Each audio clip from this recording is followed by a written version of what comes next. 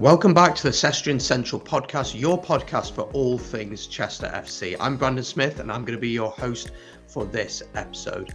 On this episode, we're going to be joined by a special guest to discuss his love for Chester Football Club, what it means for him as a young man supporting a team in the lower leagues of England. Before we get into it, of course, make sure that you have subscribed here on your audio platforms and, of course, head over to YouTube and our website as well, all at Cestrian Central. Let's welcome our guest then. It is Charlie Stockton. Charlie, as I said, is a young fan who's been following Chester for many years. And first of all, Charlie, welcome to the show. Can you first tell us a little bit about your first game for Chester? Do you remember your first game or your first memories of the club? So I don't remember the first game, but I remember I've actually got a picture and I've got the game up. But the last game of the season of the 2016 season against Gateshead, it was like my 10th game or something. But I remember it because it was like the first time I ever managed to get on the pitch. Because last day at Chester, you always kind of like get to go on the pitch. In the past I've had pictures with some players and some stuff signed. So the 4-2 win against Gateshead on the 30th of April would have been my first ever game. Yeah, absolutely. And is there a particular reason why you went to see Chester? Do you have family members who are fans, or was it just closest stadium to you? So where I used to live, the closest stadium to me was the Connors Keno Stadium. But my brother went to a few Chester games, and my mum's uncle is a season ticket holder and has been for 50 odd years. He went back when we were at Sealand Road playing in the, I'm going to say, what is now League One. So we'll just go with them, and then now I pretty much go every week. Absolutely. And I was watching one of Chester's games a few weeks ago and noticed there was a good core of young people who go and watch the team. The team is a fairly young side. The manager, of course, is a really young manager, isn't he? Match day experience, what's it like at the stadium? What's it like for you as a fan? No, it's good. It's a nice time. It's a nice time to catch up with some people because, like, so a lot of time I'll go with three of my friends, but sometimes you see like family members or mates, or sometimes you see teachers and stuff that pop up.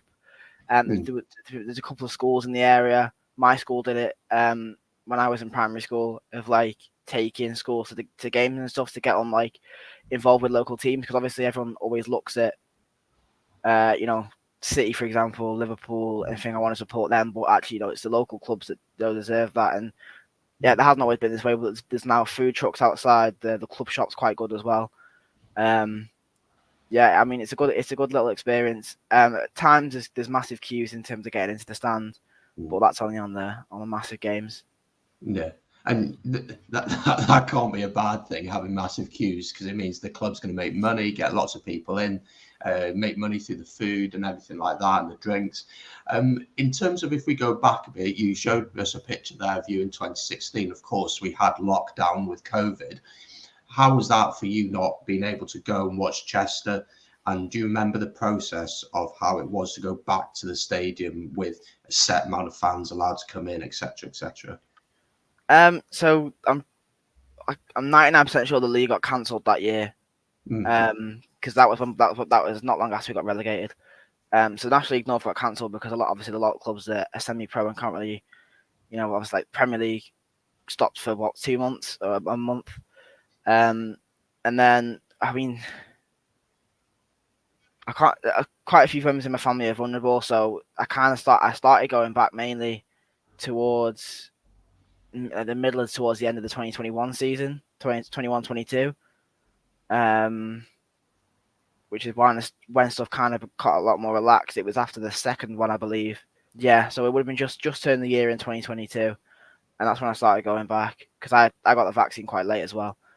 Obviously with being quite young, so I mean, as soon as I went back, it was kind of just jump back into normality. It wasn't great not being able to go. You just know there's no football, no stop. But going to games, it's something else. Like as Chester fans will know, the National League streaming service is absolutely poor.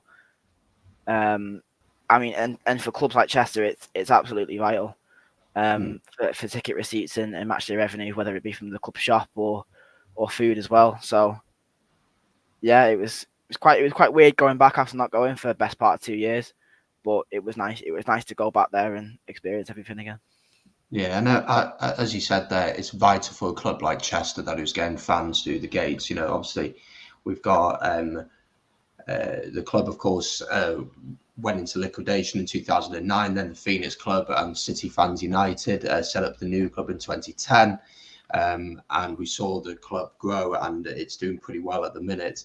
Let's chat a bit about the manager. Of course, a young man, Callum, and last season finished third. Obviously, lost in the playoffs, and this season going pretty well in the league. A little bit of a bump of the last few games, but what do you make of the manager? Are you a fan of his?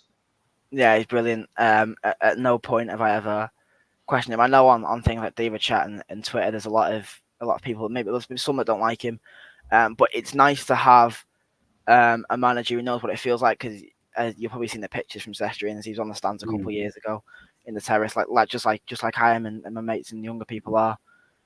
So we've seen it from that angle when it's towards the end of the game and you're drawing, you're dying. Just every attack, you're dying for a goal. So he knows how it feels. And when he came in, we've seen it as a cheap option. From what don't really have anybody at the club that I know that much. So I didn't expect anyone personally, but people like, it's a cheap option, or he came from Runcorn, which is a little bit of a different, or it's probably a big difference in terms of just day to day with finances and stuff. But I'm happy enough with the recruitment. There's been a couple. I forgot his name. He plays for Corel Alexandra. I forgot his name. But he came, basically didn't play, didn't score, did nothing.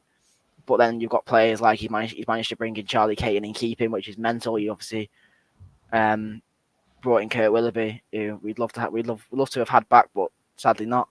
And then locking down players as well, like Declan Weeks and Glendon, and at the time Stevenson. Obviously he's not here anymore, but I think he's been brilliant. I think there's a general realization among our fans that we are too big for this league. You kind of get an idea of that when we're taking more away than the home crowd have. We did, in a way, just on the name and the history of, obviously, I know it's the Phoenix Club, but obviously in the history of the Chester name in football, we probably should be in the National League. Yeah, you absolutely get that sense that Chester are such a big team in this league, and despite the last few games not going the way the team would want, they will obviously be looking to try and bounce back over the next few weeks with just 5 games to go, looking to get into those playoff spots. Charlie, thank you so much for your time. You've been brilliant on the show today. And thank you to all the listeners who have listened to this episode. As always, make sure that you are liking this video if you're watching on YouTube, that you're following us. If you are, of course, listening on the audio, and you check out our website at Cestrian Central. Thank you very much for listening and watching, and we'll see you in the next episode.